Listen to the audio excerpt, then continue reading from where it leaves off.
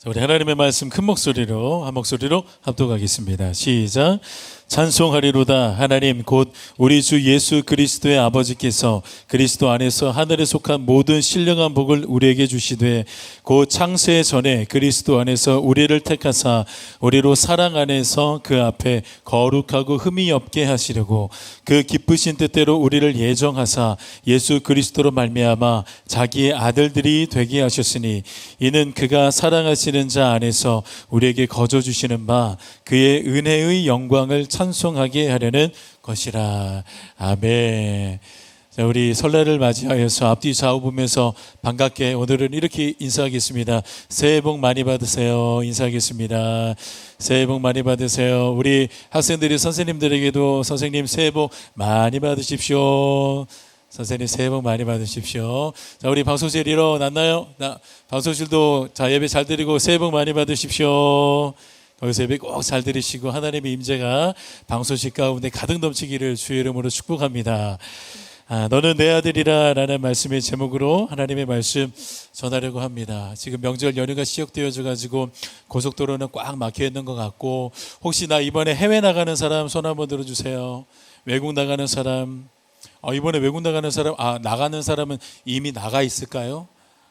그렇겠군요. 예, 나가 있겠군요. 그렇습니다. 혹시 이번에 나 제주도 간다 손 들어보세요. 제주도도 이미 나갔나요?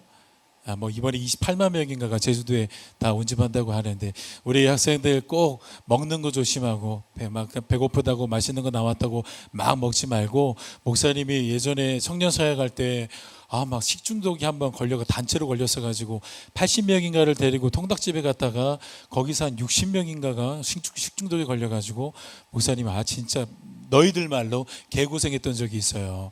그러니까 우리 학생들 먹는 것도 좀 조심하고 용돈도 많이 받아가지고 그 용돈도 하나님 나라 위하여서 또 아름다운 곳에 잘 흘려보내는 우리 학생들 됐으면 좋겠습니다. 저는요 청소년 때 많은 열등감이랑 어떤 비교의식에 갇혀 지내는 때가 있었어요. 여러 차례 우리 학생들에게도 이야기를 했지만 목사님은 농구 선수만을 꿈꾸고 있었어요.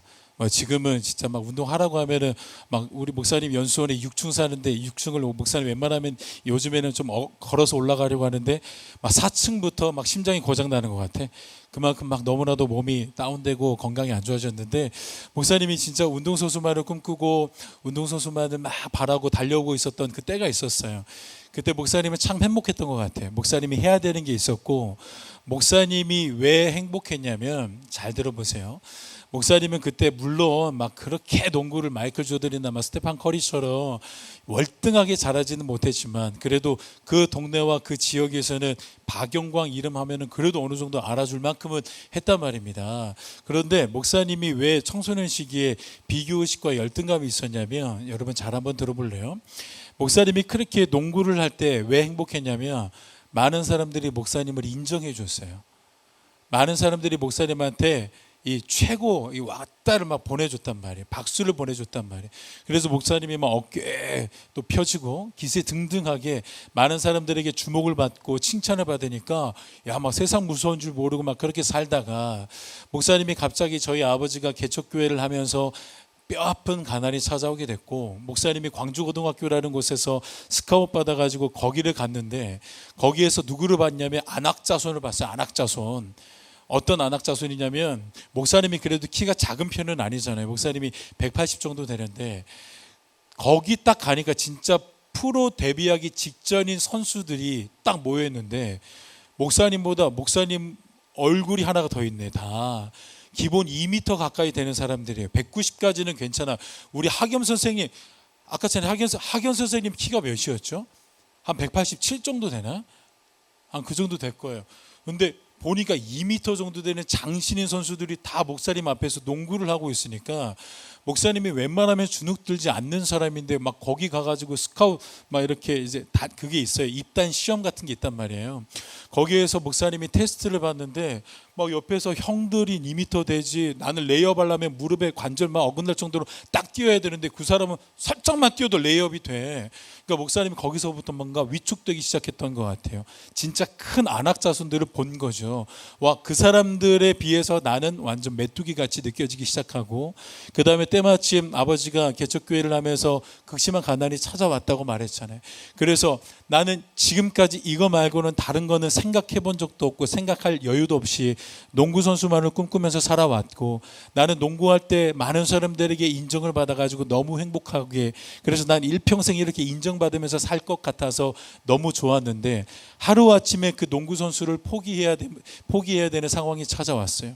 그러고 나서 정말로 학업이라는 학업은 해본 적도 없는데 공부를 열심히 해야 되는, 공부를 진짜, 여기는 머리가 나쁘면 무조건 맞아야 돼. 공부를 열심히 해도 점수가 안 나오면 무조건 맞아야 돼. 최선을 다해도. 그런 학교에 진학하다 보니까 목사님이 그 학교에서 그 친구들이랑 살면서 목사님도 모르는 사이에 이제 열등감이 증폭되기 시작하는 거예요. 왜냐하면 나는 이제 농구를 못하는 사람이 되어버렸거든요. 농구 때문에 인정받는 사람이었는데 농구를 안 하니 인정받을 건더기가 뭐가 있어요. 그러니까 그때부터 목사님이 열등감이 이제 폭발하기 시작하는 거예요. 목사님이요, 기도를 하면서 하나님에게 정직하게 물어봤어요. 하나님, 제가 청소년 때 그렇게 비교의식과 열등감에 노예가 되어 있었는데 저는 왜 그 당시에 그렇게 비교의식에 쩔어 있었나요? 저는 왜 그때 열등감이 다른 사람들이 상상했던 것 그 이상으로 열등감의 노예로 살았나요? 목사님이 정직하게 하나님에게 질문하면서 목사님이 청소년 때의 삶을 쫙 스캔해 봤거든요. 거기에서 문제가 있더라고요. 목사님은 그렇게 농구라는 그 하나의 컨텐츠를 가지고 인정받아오던 목사님이었는데 그거를 완전히 세상에게 빼앗긴 느낌을 받고 이제 거기에서 인정을 받지 못하고 그 사람들이랑 같은 공간에서 살다 보니까 이제 그 너무 갭이 크다 보니까 그때부터 목사님 안에서 열등감이 막 올라왔던 것 같아요. 그렇게 인정받던 사람이 인정을 못 받으니까 그 트라우마가 나에게 병을 하나 가지고 왔는데 그게 바로 열등감이고 비교의식이었다는 것을 하나님이 기도 가운데 깨닫게 해주셨어요. 그래서 정말로 그 인문학계에서 열심히 막 적성에도 맞지 않는 공부를 하다가 때론 한 번씩 목사님이 기분이 좋을 때가 있었지. 1년에 딱 한 번 있는 운동회 때. 운동회 때는 그때는 막 1년치 박수가 목사님한테 다 쏟아지는 느낌이었어요. 그리고 짜잘한 인정을 받는 때가 있었는데 요즘에도 우리 고등학생들 있나 몰라요. 체력장 있는 학교. 체력장 없어요. 요즘에는. 목사님 때는 그 체력장이 있었어요. 멀리뛰기 100m 막 푸시업하고 막 윗몸 일으키기 이런 것들 해가지고 점수 매기는 체력장이 전반기 한 번 하반기 한 번 있었단 말이에요. 그때는 물만 난 고기가 됐지. 목사님은 언제나 탑이었거든. 그때만 잠깐 또 목말라 있었던 그 갈증, 인정 욕구가 갑자기 뭐 친구들이 와, 쟤 운동 잘한다 한번 이렇게 지금 올림픽 하는 것처럼 막 비인기 종목 이번에 누구예요? 그 스노우보드 타가지고 금메달 딴 그 고등학생 막 잠깐 이렇게 많은 사람들에게 인정을 받는 시간이 목사님에게는 그 체력장, 그다음 운동의 시즌이었어요. 그거 말고는 이제 목사님은 또 다시 한번 열등감에 깊이 노예가 돼가지고 다른 사람들에게 나의 열등감과 비교의식을 가면놀이 하는 것처럼 다 쫙 숨기면서 난 그런 거 없는 사람이야, 그렇게 살아왔던 때가 있었단 말입니다. 목사님에게는 그게 트라우마였고 그게 좀 목사님에게 상처가 됐었던 것 같아요. 그러다가 이제 예수님이 목사님의 인생 가운데 찾아오셨죠. 고등학교 1학년에서 2학년 넘어가는 그때에 목사님이 너무 힘들고 진짜 살 의욕조차 없어서 1년 동안 시름시름 앓고 15kg에서 20kg 정도가 빠진 상태에서 살고 싶어서 하나님에게 부르짖고 엎드려서 통곡하고 있을 때 우리 예수님은 그렇게 좌절하고 부르짖던 목사님의 인생에 찾아와 주셨어요. 목사님에게 찾아와 주셨던 예수님은 목사님에게 뭐 많은 말씀을 하지 않으셨어요. 사랑하는 내 아들아 라는 말씀이었어요. 사랑하는 내 아들아, 내가 너를 사랑한다 라는 이 따뜻한 음성이었고 그 말씀이었어요. 그렇게 예수님과의 만남은요, 목사님의 인생을 완전히 송두리째 바꾸고도 남았어요. 목사님의 감정도 바뀌었고 가치관도 바뀌었고, 꿈을 잃어가지고 목사님이 너무 힘들었는데, 꿈 잃어본 친구들 알잖아요. 꿈 잃어보면 정말로 진짜 아무것도 보이지 않는단 말입니다. 그렇게 꿈 잃어가지고 방황하던 목사님의 꿈이 되어주신 분이 예수님이란 말이에요. 그래서 모든 것들이 다 채워주면서 인생이 송두리째 바뀌었습니다. 여러분, 예수님을 만났는데 인생이 바뀌지 않는다라는 것은 있을 수가 없는 일입니다. 잘 생각해 보세요. 우리 아내들이 이제 임신을 하면, 이제 착상을 하면은요, 여기에서 생명이 들어오면 그 눈에 보이지도 않는 태아가 착사가 나면 그때부터 몇 주가 지나면 뭐가 여자들의 몸에서 찾아오냐면 입덧이 찾아와요. 입덧 하나만 찾아와도 막 일상생활이 막 혼란스럽습니다. 목사님 안에도 입덧이 정말로 심했어요. 첫째 딸아이를 딱 뱃속에 품고 났을 때는요, 목사님이 자다가도 목사님 아내가 갑자기 일어나가지고 우액우액 하고, 목사님이 밥 먹다가 우액우액 하고, 냉장고 한 번만 딱 열어도 그냥 계속 우액우액 하고, 얼마나 입덧이 목사님 아내가 심했는지 몰라요. 그래서 목사님 실제로 첫째 딸 아이가 아내 뱃속에 있을 때 태명을 뭐라고 지어줬냐면 우액이라고 지어줬어요. 실제로 목사님 아내한테 물어보세요. 하도 우액우액 거리니까 목사님이 배에다가 손을 얹고 우애가 축복한다, 우애가 축복한다, 너 때문에 엄마가 우액우액 거리고 있어, 우애가 축복한다. 근데 우리 친구들 다음에 태명 지어줄 때 말에는 힘이 있고 하나님이 내 귀에 들린 대로 행하신다고 목사님 첫째 딸 아이 태명을 우액이라고 지어주니까 세양이가 태어나자마자 맨날 우액우액을 몇 년 동안 하는지 몰라. 다른 사람들보다 토를 얼마나 많이 했는지, 막 차에서 토하고 이불에다 토하고 걸어가다가 토하고 얼마나 토를 많이 했는지 몰라요. 그러니까 태명을 잘 지어줘야 돼요. 하나님은요, 내 귀에 들린 대로 행하신대. 나 그때 그 말씀을 깊이 묵상 못 해가지고 우액을 너무 많이 해가지고 우액이라고 했다가 그 우액이라는 인생을 얼마나 많이 목사님이 간접적으로 체험했는지 몰라요. 그렇게 여자의 몸속에 눈에 보이지도 않는 태아가 착상하면 여자의 몸에서 변화가 일어납니다. 그 여자의 몸 변화 때문에 같이 살고 있는 남자의 인생도 변하게 됩니다.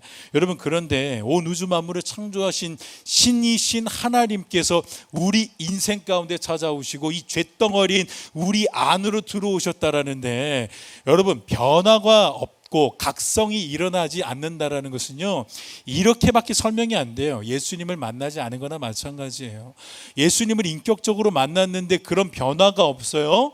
있을 수가 없다니까요. 목사님, 그러면 인격적으로 만난다는 게 도대체 뭡니까? 아니, 목사님들, 전도사님이 맨날 수련회 때마다, 예배 때마다 하나님을 인격적으로 만나야 됩니다, 예수님을 인격적으로 만나고 돌아가셔야 됩니다, 주여 3번 부르고 이걸 놓고 기도하겠습니다, 이렇게 맨날 인격적으로 만나자라고 주문해 오는데 도대체 예수님을 인격적으로 만난다라는 게 뭡니까? 우리 친구들 기억하십시오. 예수님을 인격적으로 만난다는 것은 우리가 어떤 걸로 확인할 수 있냐면, 예수님을 내가 이제 인격적으로 대하기 시작하면 그때부터는 인격적으로 만난 거예요. 그때까지는 예수님을 내가 내 안으로 인격으로 모시지 않아서 그냥 어딘가는 존재하겠지, 그 정도로만 봤는데, 내가 이제 그 예수님을 내 인격과 그분의 인격이 만나서 인격과 인격으로 대하고 만남을 가지고 있다. 그게 지금 신앙생활 가운데 이루어지고 있다. 그때 우리는 이렇게 말하는 겁니다. 인격적으로 만났다고. 여러분, 인격적으로 예수님을 만나셨나요? 예수님을 진짜로 인격으로 대하고 계세요? 인격으로 대하고 계세요? 그걸 우리는 한번 돌아봐야 돼요. 그렇게 목사님은 예수님이 인격적으로 만나주셨고, 이제 목사님도 예수님을 인격적으로 만나게 되는 순간부터, 대하게 되는 순간부터 목사님 안에 있었던 그 비기옷이, 끈적거리는 잡초 같은 근성을 가지고 올라오고 있었던 그 열등감들이 모두 다 하나씩 사라지기 시작했습니다. 예수님은 뒤늦게 학업을 애쓰면서 따라가고 있는 목사님에게, 야, 너는 왜 점수가 이 모양 이 꼴이냐, 부끄럽고 창피하게 라고 다그쳐 본 적이 없으셨어요. 방황하던 목사님에게 늘 따뜻한 음성으로 내가 너와 함께 해주겠다라는 말씀으로 다가와 주셨어요. 그래서 목사님 아까 전에 말씀드렸던 것처럼 예수님은 목사님에게 늘 아들아, 내 아들아, 네 집 자식이냐가 아니라 내 아들아. 그렇게 아들이라는 음성이 선명하게 들려오니까 목사님이 그때 참 좋아했던 게 뭐냐면 기도였어요. 기도. 우리 고등부 학생들 때부터 목사님은 기도에 참 목숨을 걸었던 것 같아요. 어제도 목사님이 우리 지금 7시 찬양팀 기도회가 어제랑 다음 주일날엔 없어요. 그런데 어떻게 기도회는 없어도 기도는 이어가야지. 그래서 목사님이 저녁 7시에 목사님 혼자 와가지고 여기서 1시간 정도 기도를 하는데, 여기에서 목사님이 고등부 학생들을 놓고 간절히 기도합니다. 하나님, 저도 고등학교 1학년 그리고 2학년 때 가장 쓰라린 고통, 그리고 가장 추운 겨울날 통과하고 있을 때 하나님 저 만나 주셨잖아요. 저에게 내 아들아라고 말씀해 주셨잖아요. 하나님, 우리 사랑하는 고등부 학생들 지금은 다 웃고 있는 것 같고 부족함 없는 것 같은 표정으로 이렇게 바라보지만 다 그 안에 아픔들이 있고 상처들이 있고 두려움이 있고 쓰라린 고통들이 있을 텐데 제발 그거 세상에서 풀지 않고 하나님 아버지 품 안에서 아버지 기도하면서 우리 하나님 앞에서 풀 수 있도록 우리 고등부 학생들에게 하나님 은혜 베풀어 달라고. 하나님 혹시라도 제가 금식해야 됩니까? 금식하면 우리 하나님 우리 학생들 만나 주실 거예요. 며칠이든 상관없어요. 금식하면 할 테니까 우리 학생들 좀 제발 따뜻한 하나님의 음성 좀 들을 수 있도록. 그래서 제가 가장 기쁜 날을 보냈던 그때처럼 그 학창 시절 때처럼 우리 학생들도 열심히 사는 것도 중요하지만 하나님 안에서 기쁘고 행복한 인생 좀 살게 해달라고. 얼마나 이 아래에서 무릎 꿇고 하나님 앞에서 간절히 기도했는지 몰라요. 그리고 목사님이 우렁차게 하나님에게 기도할 때 이렇게 기도했죠. 아버지 오신이시여가 아니라 아버지라고 부를 수 있는 하늘 아버지가 계신다라는 게 얼마나 좋았는지 몰라요. 우리 고등부 학생들에게 꼭 올 안에 그 아버지 되시는 하나님을 진짜 아버지로 느껴지는 귀한 은혜와 간증들이 막 봇물 터지듯이 터질 줄로 목사님은 믿습니다. 내 말대로 내 귀에 들린 대로 행하리라 말씀하셨으니까 하나님은 그 일을 이루실 겁니다. 목사님이 성경에서 여러 인물들을 공부하다 보니까요, 공통점 하나가 보였어요. 그게 뭐냐면 우리 친구들 잘 들으세요. 정체성에 대한 비밀이에요. 정체성에 대한. 하나님이 모세를 부르실 때를 한번 생각해 보세요. 애굽에서 노예 생활을 하고 있었던 이스라엘 백성들이 있었는데 이스라엘 백성들을 하나님이 출애굽시키는데 여러분 잘 한번 생각해 보세요. 하나님은 그냥 바로 왕이나 애굽 사람들에게 짜잔하고 나타나셔가지고 10개의 장 어차피 보내실 거 하나님이 현현하셔서 막 우리 옛날에 영화들 보면은 막 진짜 신들이 갑자기 현현해가지고 막 나타나가지고 인간들이랑 싸움하고 그러잖아요. 인간들 겁주고 그러잖아요. 우리 하나님도 그러실 수 있잖아요. 하나님 육성으로 막 말씀하시면서 내 백성 내 이스라엘을 풀어줘라 라고 이렇게 말씀하실 수도 있는데 하나님은 사람을 통해서 일하시더라는 겁니다. 사람을 통해서. 그러니까 하나님은 여러분을 통해서도 하나님은 일하실 거란 말입니다. 하나님이 이스라엘 백성들을 출애굽을 하실 때 누구를 사용하기로 작정하시고 계획하셨냐면 모세를 작정하시고 택하셔서 모세를 하나님이 부르시는 현장이 성경에 나옵니다. 모세야 내가 이스라엘 백성들 내 백성들을 내가 출애굽시킬 건데 너는 가서 나의 뜻을 전해라 라고 말씀을 하세요. 그런데 모세가 그 하나님의 부르심 앞에서 깜짝 놀랍니다. 그리고 본능적으로 튀어나온 모세의 고백을 잘 들으십시오. 모세가 이렇게 이야기합니다. 모세가 하나님께 아뢰되 내가 누구이기에 바로에게 가며 이스라엘 자손을 애굽에서 인도하여 내리까. 하나님에게 이렇게 말하는 거예요. 하나님, 내가 뭐길래 나를 보내세요? 내가 누구이길래, 내가 무슨 능력이 있다고? 나 이제 나이 80이에요. 하나님 보낼 사람을 보내소서. 내가 왜 거기 갑니까? 나 할 수 없습니다. 여러분, 그런데 이 모세의 고백은 이상한 고백을 한 게 아닙니다. 아마 모든 사람이 동일한 상황과 동일한 환경에 처했다면 모세가 했던 고백을 똑같이 했을 거예요. 그런 모세에게 하나님이 말씀하시죠. 하나님이 이르시되 내가 너와 함께 할 거야. 모세야, 내가 너와 함께 할 거야. 그러니까 너는 가 라고 하나님이 모세에게 말씀하십니다. 이 정체성에 대한 인식을 하나님은 먼저 훈련시켜 주셨어요. 그리고 여러분, 하나님은 모세를 통하여서 하나님의 말씀대로 이루어 가셨나요? 아니면 모세의 그 쪼잔한 실력대로 그 계획과 그 하나님이 만들어 놓으셨던 골자가 무너졌나요? 하나님의 말씀대로 그대로 이루어졌잖아요. 하나님이 함께 하시기 때문에. 이거 성경이 말하고 있지 않습니까? 여러분, 그리고 모세뿐만 아니라 기드온도 한번 보세요.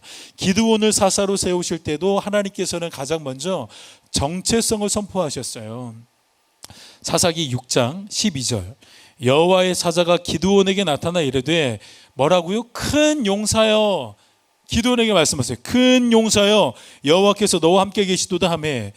자, 이제 기드온이 보였던 반응이 나옵니다. 그런데 그 반응 우리를 놀래키지도 않아요. 딱 우리의 수준으로만 반응합니다. 6장 15절 그러나 기드온이 그에게 대답하되 오 주여, 내가 무엇으로 이스라엘을 구원하리까? 보소서, 나의 집은 므낫세 중에 극히 약하고 나는 내 아버지 집에서 가장 작은 자리이다 하니. 딱 우리 수준 아닙니까, 기드온? 하나님이 기드온에게 야, 나 너를 사용할 거야. 너는 큰 용사야. 넌 큰 재판관이 될 거야 라고 말씀하시는데, 기드온이 보였던 반응을 보세요. 얼마나 현실주의입니까? 하나님, 저는 작은 자입니다. 내 아버지 집에서도 작은 자이고 우리 아버지도 므낫세 중에 가장 작은 사람입니다. 아이, 무슨 나 같은 사람이 큰 용사입니까? 있는 그대로 이야기하잖아요. 그런데 하나님은 기드온에게 어떻게 말씀하셨다고요? 가장 먼저 큰 용사여 라고 하나님이 먼저 거룩한 선빵을 날리셨습니다. 자, 어떻게 기드온의 인생이 펼쳐졌나요? 기드온의 주제와 기드온의 실력과 기드온의 민족과 그 지파의 약한 크기만큼 하나님의 계획이 무너졌습니까? 하나님, 아니면 큰 용사라고 말씀하셨던 그 하나님의 선포와 그 정체성대로 흘러갔습니까? 그대로 흘러갔어요. 하나님이 말씀하신 대로. 하나님이 선포하셨던 그 정체성대로 기드온을 하나님이 일으키시고 하나님이 세워주시더라는 겁니다. 예레미야 선지자도 여러분 마찬가지예요. 하나님에게 들리는 예레미야의 귀에 들린 하나님의 첫 번째 음성은 정체성에 대한 말씀이었어요. 예레미야 1장 4절에서 5절을 보니까 여호와의 말씀이 내게 임하니라 이르시되, 하나님이 이제 예레미야에게 말씀하세요. 내가 너를 모태에 짓기 전에 너를 알았고 네가 배에서 나오기 전에 너를 성별하였고 너를 여러 나라의 선지자로 세우노라 하시기로. 자, 이 말씀이 지금 예레미야 선지자에게 들려온 하나님의 첫 번째 음성입니다. 정체성에 대한 말씀이죠. 이 말씀을 들은 예레미야는요, 기드온이랑 똑같은 반응을 하죠. 이어서 6절을 보니까 내가 이르되 슬프도소이다 주 여호와여 보소서 나는 아이라 말할 줄을 알지 못하나이다 하니. 나는 아이입니다. 아유, 하나님 어떻게 안타깝게 됐네요. 저는 슬픕니다. 저는 아이라서 하나님이 말씀하셨던 그 선지자로서의 사명을 감당할 자격이나 재능이 없는 사람입니다. 하나님에게 똑같이 이렇게 반응하잖아요. 진짜 성경에 나오는 인물들이 다 똑같죠. 모세도 그렇고 지금 예레미야도 그렇고 기드온도 그래요. 하나님이 우렁찬 하나님의 육성으로 너는 큰 용사야, 너는 지도자야, 너는 선지자야 라고 이렇게 정체성을 말씀을 하시고, 내가 너를 사용할 거야 라고 말씀을 하셨고, 내가 너를 지역을 살리고 민족을 살리고 열방을 이끌어 나갈 세계적인 지도자로 세워나갈 거야 라고 하나님이 말씀을 하시는데, 성경에 나와 있는 공통점은, 인물들의 공통점은 자기 실력을 먼저 말해요. 하나님 웃기는 소리 하지 마세요. 제 주제를 보시고 실력을 보시고 재능을 보시고 제 환경을 보세요. 제가 어떻게 그걸 감당할 만한 깜냥이나 됩니까? 예레미야는 계속해서 말하죠. 하나님, 선지자는 자고로 말을 잘해야 되는데 저는 아이입니다. 여기서 아이라는 말은 진짜 자기의 어떤 나이를 말하는 게 아니라 경험이 없다는 거예요. 세상 한복판에서 선지자로서 늠름한 사명을 감당해 본 그런 선지자적 경험이 없는 아이입니다. 그런 내가 대제국 애굽, 바벨론, 급부상하고 있는 페르시아, 이 제국들 틈바구니 안에서 어떻게 선지자적 사명을 감당할 수 있겠습니까? 이 혼돈 속에서 어떻게 나 같은 사람이 선지자로서의 사명을 감당합니까? 하나님, 저는 진짜 못해요. 사람 잘못 봤습니다. 이렇게 반응한단 말입니다. 그런데 그렇게 소극적으로 움츠러들어 있었던 예레미야에게 하나님의 그 말씀이 또 한 번 강하게 임재해요. 7절을 보니까 여호와께서 내게 이르시되 너는 아이라 말하지 말고 내가 너를 누구에게 보내든지 너는 가고 내가 내게 무엇을 명령하든지 너는 말할지니라. 여러분, 근데 성경에는 참 실수가 없어요.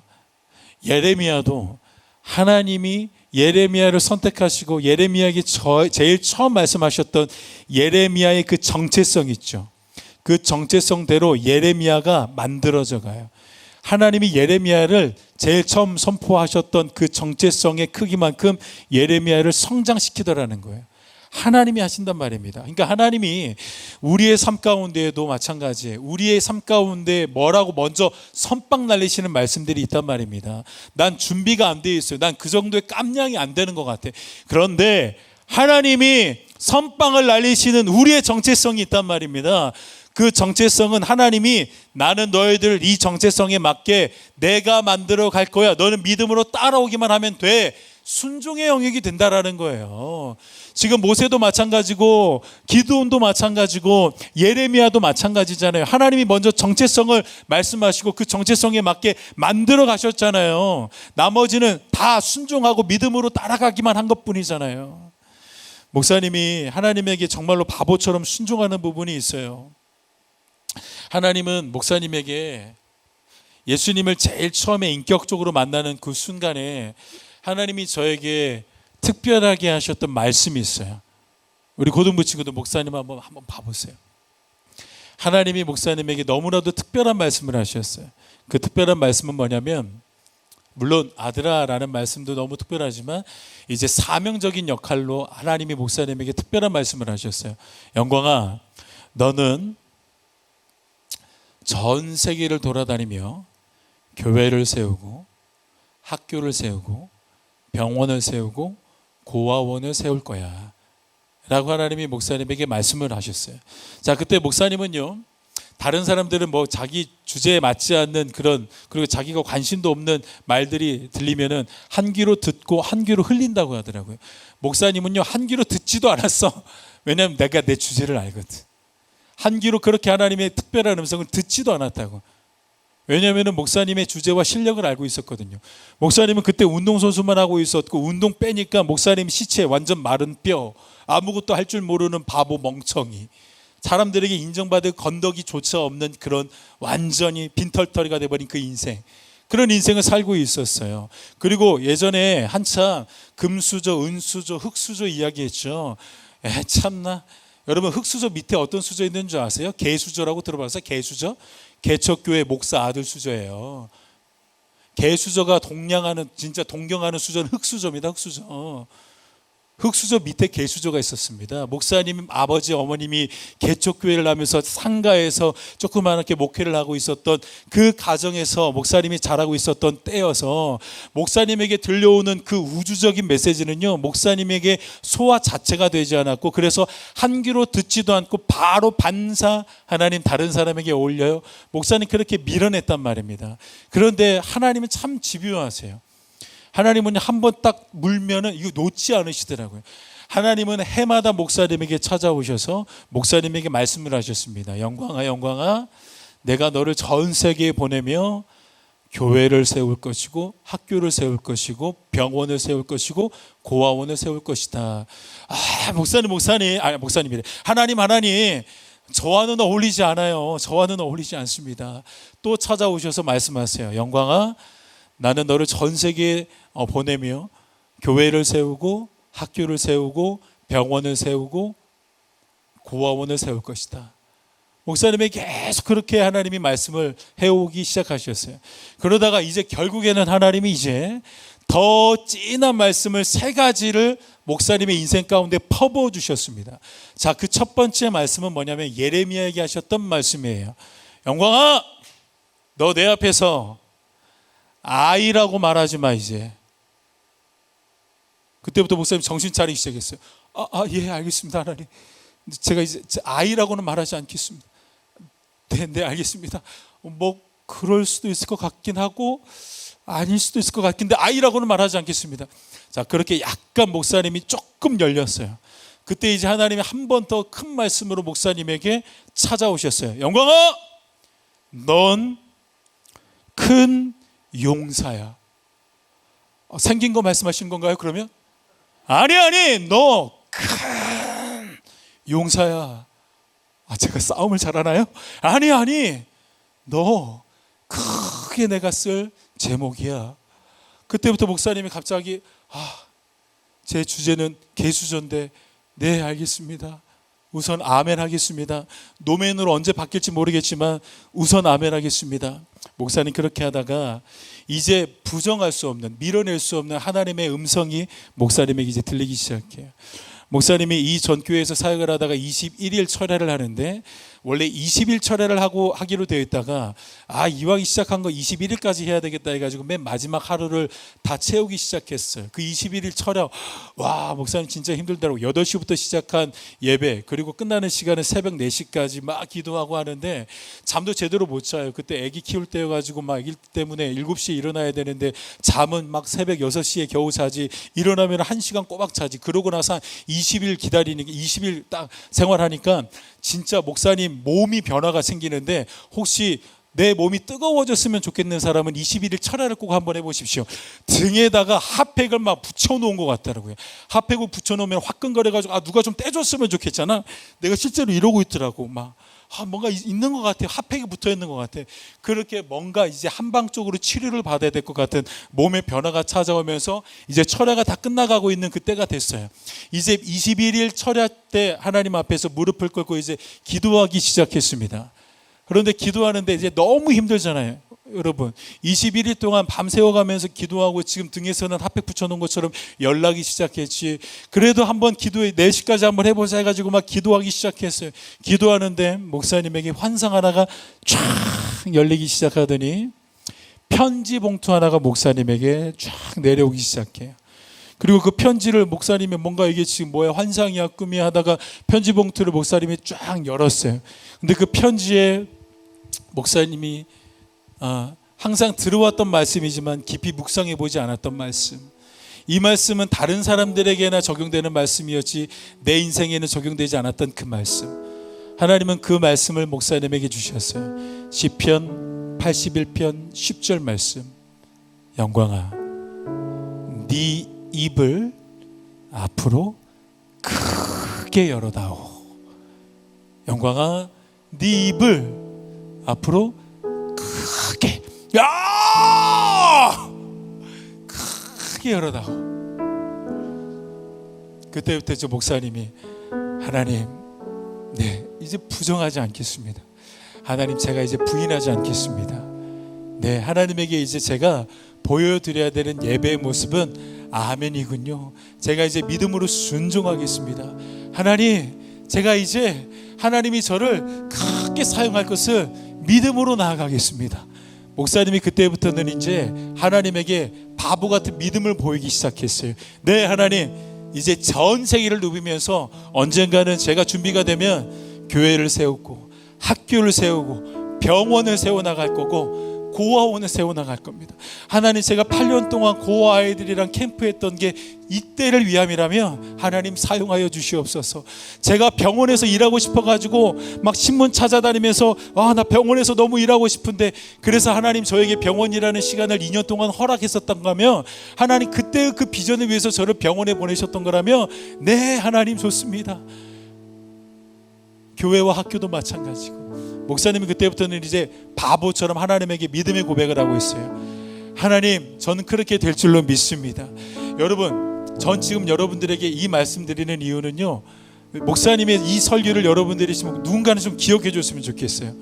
그리고 나서 정말로 때가 되면 언젠간 하나님은 이 주제없고 재주없고 능력없는 이 마른 막대기와도 같은 우리 담임 목사님, 우리 원로 목사님의 표현, 타다 남은 재 같은, 진짜 타다 남은 재와 재 중에 재인 이 목사님을 하나님은 전 세계를 누비면서 교회를 세우고 학교를 세우고 병원을 세우고 고아원을 세울 날이 반드시 오게 될 텐데, 그때 우리 학생들이, 그리고 우리 선생님들이 오늘의 설교를 회상해 주셨으면 좋겠어요. 와, 그때 얼굴 컸던 목사님, 재주도 없었고 능력도 없었던 그 목사님, 하나님이 어떠한 정체성을 먼저 말씀해 주시고 그 정체성을 믿음으로 반응하면서 갔던 그 목사님, 와, 하나님이 진짜 선포해 주셨던 그 정체성대로 저 무능한 목사님을 만들어 주셨구나. 와, 그러면 나도 이제 믿음으로 반응해야 되겠구나. 저 수준 낮았던 목사님도 믿음으로 반응해서 하나님에게 크게 쓰임 받았는데 나라고 못할 소냐. 나 우리 친구들이 그때 목사님이 그렇게 될 때에 목사님이라는 존재를 기억하는 게 아니라 이 설교 가운데 목사님의 믿음의 고백을 우리 친구들과 선생님들이 기억해 줬으면 좋겠어요. 목사님이 왜 지금 이런 이야기를 우리 친구들에게 하냐면 정체성 때문에 그래요. 정체성. 오늘 에베소서에서는 우리의 정체성, 신령한 정체성을 뭐라고 말씀하는지 아세요? 하나님의 아들들이 되게 하셨으니. 하나님의 아들들이 되게 하셨으니. 하나님, 그럼 아들 되면 뭐가 좋은데요? 아들에게는 두 개가 따릅니다. 우리 여성들은 왜 아들이라고 말해가지고 기분 나쁘게 이렇게 성경 읽게 만들었어? 아니요, 이 아들에게 따르는 두 가지 속성이 있기 때문에 그래요. 첫 번째, 대표성이 있어요. 그러나 이 대표성은 오늘 본문에는 별로 적용이 안 돼요. 왜 우리를 하나님의 아들들이라고 말씀해 주셨는지 두 번째 속성이 있어요. 상속권이 있기 때문입니다. 그 상속권 때문에 하나님의 자녀들을 늘 하나님의 아들이라고 소개하는 겁니다. 그러면 하나님의 아들은 무슨 상속을 받는데요? 무슨 상속? 오늘 본문에 이야기하죠. 신령한 복, 하나님으로부터 나오는, 하늘에서 내려오는 신령한 모든 복을 우리에게 주셨다라고 말씀해요. 찬송하리로다 하나님 곧 우리 주 예수 그리스도의 아버지께서 그리스도 안에서 하늘에 속한 모든 신령한 복을 다 주셨대요. 여러분, 이걸 우리가 다 누릴 수 있다라는 거예요. 그 미국에 가면 그 테크노 뭐라 그러죠? 그 막 구글 있고 테크노, 누가 좀 말씀해 주세요. 테크노밸리라 그러나요? 뭐라고 하나요? 구글이 있고 뭐 애플사 있고 막 아마존사 있고 막 그런 대기업들 있잖아요. 거기들이 있는 파크들이 있는 그 테크노파크인지 뭔지 하여튼 거기 가면은요 막 어마어마한 그 기업들의 사옥들이 있지 않습니까?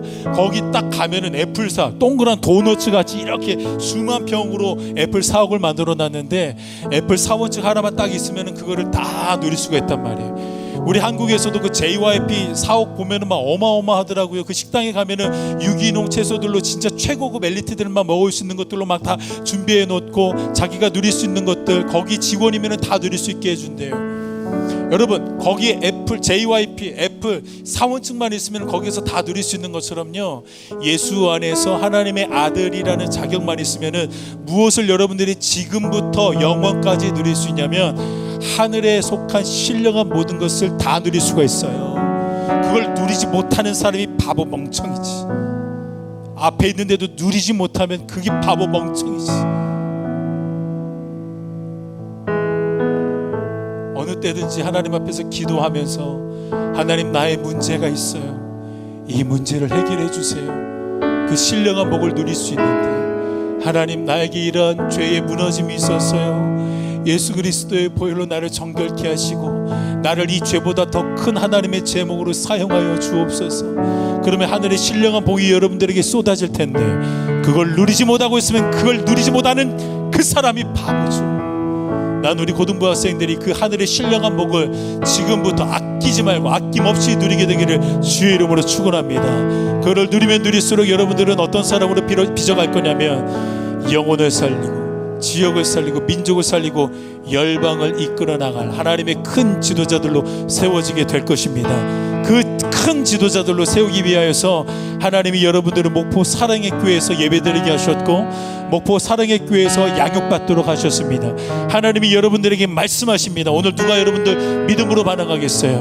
여러분들에게 하나님이 말씀하세요. 너는 지역을 살리고 민족을 살리고 열방을 이끌어 나갈 지도자야. 하나님, 나 지금 학교 성적 아시잖아요. 우리 가문 아시잖아요. 다른 사람 특급 과외 받고 있을 때 나 변변치도 과외 한 번도 받아보지도 못했어요. 그런 내가 무슨, 나 잘하는 거 하나도 없어요. 하나도 없어요. 그렇게 반응하지 마세요.